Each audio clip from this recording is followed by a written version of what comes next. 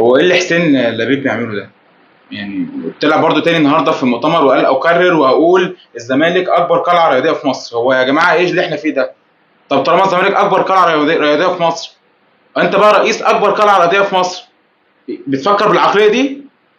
يعني امال احنا سيبنا عملنا ايه يا جماعه للناس الاطفال بتوع السوشيال ميديا، العيال الصغيره اللي بتشجع الاهلي والعيال الصغيره اللي بتشجع الزمالك، سيبناهم ايه بتوع السوشيال ميديا لما نحط راسنا براسهم كده يعني؟ انا اهلاوي بس لازم اطلع اقلع على الحته دي.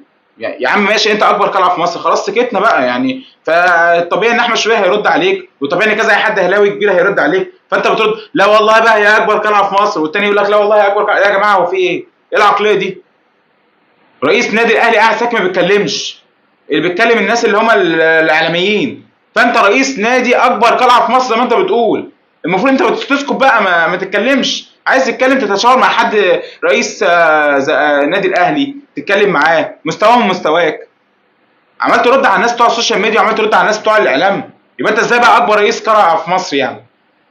في برضه كلمه قبل كده قلتها يا جماعه، انا ساعات بحس ان حسين لبيب هو مش مقدر قيمه الكرسي اللي هو قاعد عليه. انا اهلاوي بس لا، انت مش مقدر فعلا قيمه الكرسي اللي انت قاعد عليه، والكلام ده يتفق عليه الزملكاويه والاهلاويه.